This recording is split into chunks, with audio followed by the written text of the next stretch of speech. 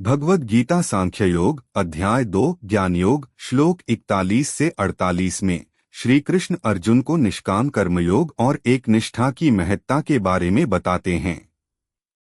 श्लोक 41 व्यवसायात्मिका बुद्धिरेके कुरुनंदन बहुशाखा ह्यनंताश्च बुद्धयो व्यवसायिना। अनुवाद। हे कुरुनंदन, इस योग में निश्चयात्मक बुद्धि एक निष्ठा एक ही है। अव्यवसायी अनिश्चित लोगों की बुद्धि अनेक शाखाओं में बंटी होती है और अनंत होती है। कर्मयोग में एक निष्ठा का होना आवश्यक है। निश्चयात्मक बुद्धि वाले व्यक्ति का ध्यान केवल अपने कर्तव्य पर होता है, जबकि अव्यवसायी जो निश्चित नहीं हैं, लोग अनेक प्रकार की इच्छाओं और संकल्पों में उलझे रहते हैं, जिससे वे अपने लक्ष्य से भटक जाते हैं। श्लोक 42 से 43 यामिमा पुष्पिता वाचं प्रवदन्त्य विपश्चितः वेद्वादर्ताः पार्थ नान्यदस्तीति वादिनः कामात्मानः स्वर्गप्रा जन्म कर्म फलप्रदान क्रियाविशेष बहुला भोगैश्वर्यक्ति प्रति। अनुवाद। हे पार्थ, जो अल्पबुद्धि वाले लोग वेदों के पुष्पित वचनों का प्रचार करते हैं, वे कहते हैं कि इससे बढ़कर कुछ नहीं है। वे लोग जो स्वर्ग की कामना और भोगविलास की इच्छा रखते हैं, अनेक प्रकार के विशेष कर्मों में लिप्त होते हैं और जन्म तथा कर्म के फल की प्राप्ति की बात करते हैं। श्री कृष्ण यहाँ बताते हैं कि वे लोग जो केवल वेदों के कर्मकांडों में लगे रहते हैं और स्वर्ग तथा भोगविलास की इच्छा रखते हैं, वे वास्तविक ज्ञान से दूर रहते हैं। उनका ध्यान केवल कर्मों के फलों पर होता है, जिससे वे आत्मज्ञान से वंचित रह जाते हैं। श्लोक 44 भोगैश्वर्य प्रसक्ताना तयापहृच्चेत्सा व्यवसायात्मिका बुद्धियः समाधौ न विधीयते। अनुवाद। भोग और ऐश्वर्य में आसक्त तथा उनकी प्राप्ति में लिप्त लोगों की बुद्धि समाधि एक निष्ठा में स्थित नहीं होती। जो लोग भोगविलास और ऐश्वर्य में फंसे रहते हैं, उनकी बुद्धि कभी भी एकनिष्ठ नहीं हो पाती। वे अपनी इच्छाओं और लालसाओं में उलझे रहते हैं, जिससे वे ध्यान और आत्मज्ञान में स्थिर नहीं हो पाते।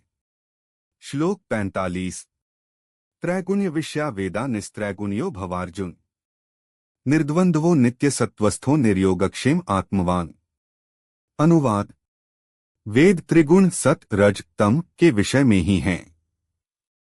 हे अर्जुन, तुम त्रिगुणों से परे हो जाओ, द्वंद्वों से मुक्त, नित्य सत्व में स्थित, निर्योगक्षेम प्राप्ति और संरक्षण की इच्छा रहित और आत्मा में स्थित हो जाओ।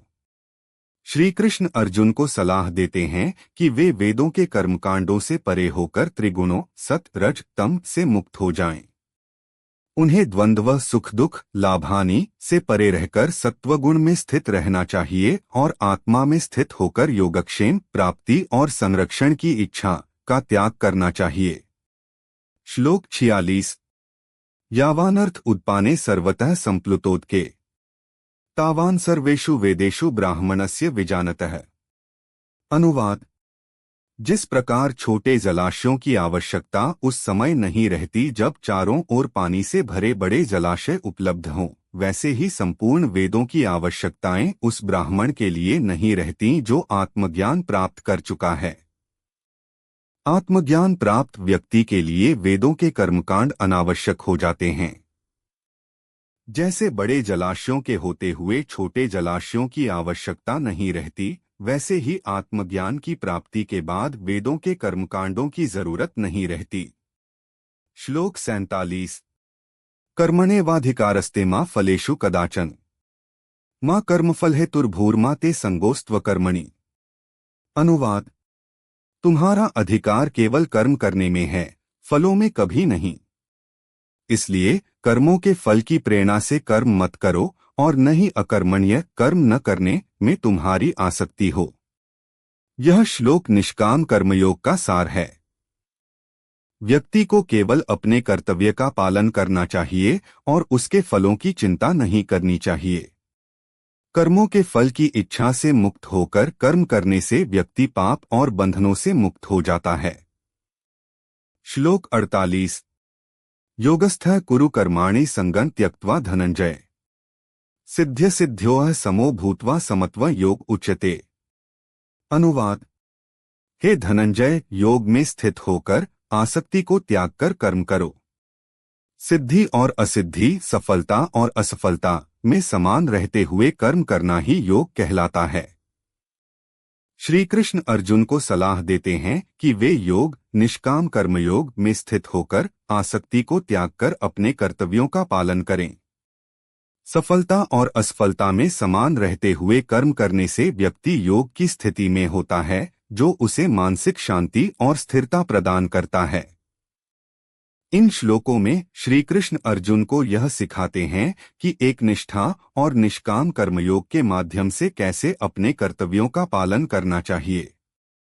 इस दृष्टिकोण से व्यक्ति संसार के द्वंद्वों से मुक्त होकर आत्मज्ञान की प्राप्ति कर सकता है।